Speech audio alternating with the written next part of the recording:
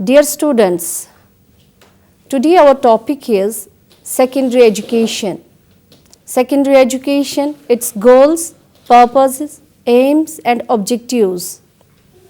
Before going through, let's first go through the concept of the secondary education. Secondary education is the kind of education which is given after primary education and before higher education. At some places, secondary classes begin from the 6th class and go up to 12th. Elsewhere, upper primary classes go up to the 8th class and secondary classes start from the 9th and go up to 11th or 12th. Secondary education is concerned primarily with providing young people with opportunities to achieve a successful transition from childhood dependence on their elders to adults' independence and assumption of responsibility for the welfare of others. Secondary education should be determined by the needs of the society to be served, the character of the individual to be educated in, the knowledge of educational theory and practice available. Secondary education, as all public education, is a function of the state. As a result, we do not have one system of secondary education. Each state has authority to determine scope, requirements, standards, and every detail of the public and private educational programs within its boundaries. The secondary school period is characterized by the desire of the individual to grow up and to show it. The content of secondary school education should highlight the cultural and intellectual tradition of each country.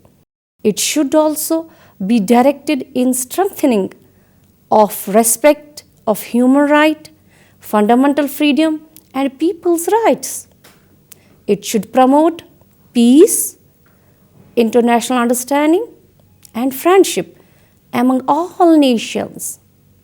It should counter social segregation and discrimination on grounds of race, sex or religion. The origin of secondary education in India. The origin of secondary education in India can be traced to the efforts of Christian missionaries. They established private institutions in Bengal during the later part of the 18th and the beginning of 19th century with the main purpose of spreading English education, European culture and Christian faith among the natives.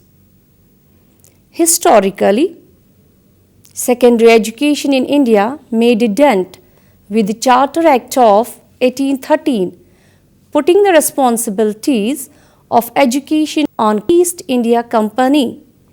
Then the Wood's Dispatch in 1854 gave it further impetus, relegating the mother tongue in the background and making English the medium of instruction, with secondary education going under university control.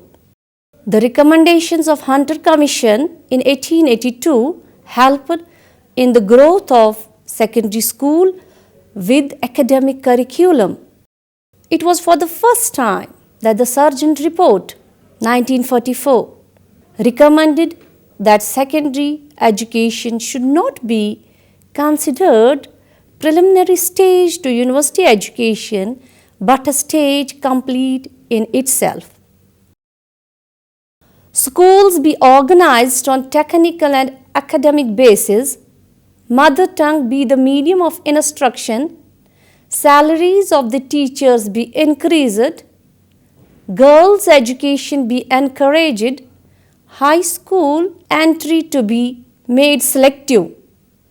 Tarachand Committee in 1948-49 discovered that our secondary education remains the weakest link in our educational machinery and needs urgent reform. Though secondary education forms an integral part in the development of the entire education system. Now, the objectives of the secondary education. Having achieved its political freedom, India has decided to transform itself into a secular democratic republic. The educational system must therefore make its contributions to the development of habits, attitudes, and qualities of character, which will enable its citizens to bear worthily the responsibilities of democratic citizenship and counteract all those vociferous tendencies which hinder the emergence of a broad national and secular outlook. The objectives of the secondary education as recommended by the Mudaliar Commission may be briefed as democratic citizenship. Education should aim at the development of democratic citizenship in the future citizens of the nation. Good citizenship in a democracy is a very challenging responsibility for which every citizen has to be trained carefully. This involves development of the required intellectual, social, and moral qualities in our youngsters. Though education should aim at developing the qualities for inculcating democratic citizenship, such as clear thinking, there is a social cooperation, true patriotism, world citizenship. Now there is another objective as per the Mudaliar Commission, it is the education for leadership. The secondary education should train the persons to assume the responsibility of leadership in social, political, industrial, and cultural life of their country or community. Then we can say secondary education also plays a vital role as the aim of leadership training. Training and leadership forms an important part of democratic education. Persons should be trained to know their rights and privileges, to shoulder their responsibilities, to discharge their duties.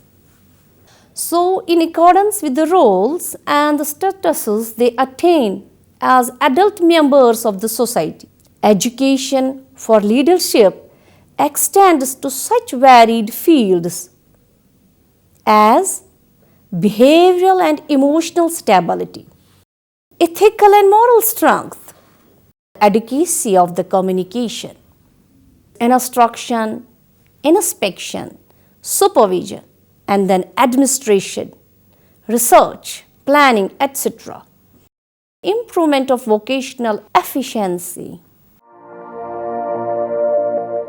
We must concentrate on increasing the productive or technical and vocational efficiency of our student by creating in them a new attitude to work, an attitude that implies an appreciation of dignity of all work.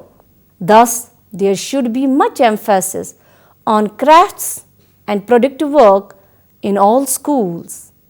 Diversification of courses should be introduced at the secondary stage so that a large number of students may take up agriculture, technical, commercial, or other practical courses which will train their varied aptitudes. That is to say, that education should aim at the preparation of the child for vocation as well as vocation also. They must be able to produce and contribute to the national wealth, the aim of personality development.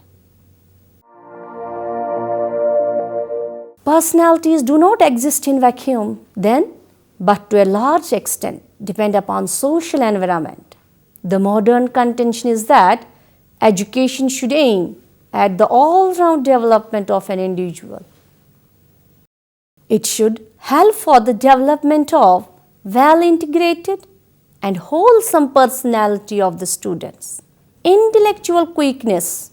We talk about the intellectual quickness, constructive talents, and artistic tastes to be hastened through the education endeavors. Development of individual personality include such factors as physical, mental, social, emotional, religious, aesthetic, and spiritual aspects. Good physical growth is the prerequisite for the sound mental development and formation of emotional stability and social sensitiveness. It is again the job of the education to develop among the learners. Personality devoid of character is considered to be null and void. Hence, character development also forms the chief component of the development of personality. Now, the goals and the purposes. Why we talk about the secondary education, why there should be the vocationally efficiency, why there should be democratic citizenship, why there should be the leaders, and why there should be the development of the personality. Because the secondary education promotes the development of a skilled and knowledgeable citizenry.